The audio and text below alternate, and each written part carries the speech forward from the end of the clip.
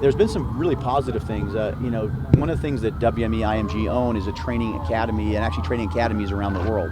So not only are they deciding to fund and of course build out this facility here in Las Vegas, but now we have the opportunity to leverage all of the IMG assets around the world, all of their expertise in the college space, in the tennis space, in whatever area they're involved in. We have the ability to leverage all the learning they've got. So listen, is this going to be specific to MMA? Yes, but there are many things that are common to all sports when it comes to nutrition, training, injury prevention, et cetera. So the exciting thing is they decided to go forward with the facility, but even better than that, we're going to leverage all the resources that they already have in their organization. You guys know that cover the sport, injuries happen a lot in training. So how do you figure out ways to make sure performance is being elevated but minimizing training? So that mindset, that philosophy is what we're trying to infuse into this training facility and trying to figure out new and better training techniques that, as I said, are not going to expose athletes to injury but are going to increase their performance. This is not just a static facility. We're going to provide you with resources. This is going to be a research facility where we're going to get smarter and get better, and we're going to learn how to get smarter and better when it comes to training techniques. So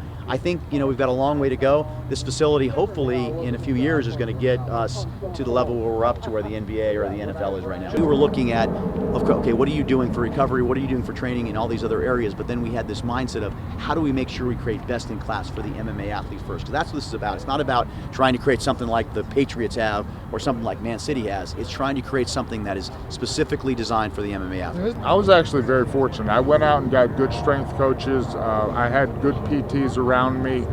I trained a little stupid. I didn't know any better, and I was young, and I had a big ego, and spent a little too much time standing in front of people I shouldn't have spent as much time spending. I'd spar less. I definitely changed the things, but I had good, I had as good a facility as anyone else at the time. When athletes come here, we might ask them to participate in the Cleveland Clinic study, and hopefully from there they'll develop. We actually on an interesting call to develop protocol. So in the NFL, they have a return to play protocol after concussion.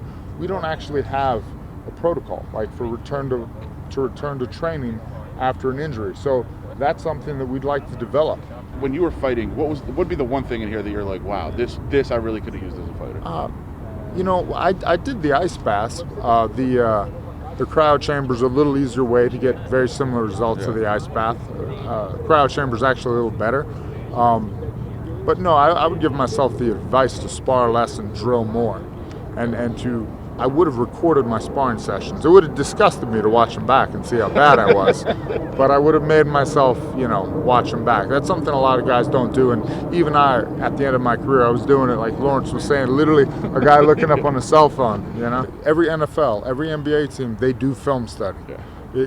You watch a guy, you watch that, what's his name won't go left or etc. So this is, it's time to evolve the sport.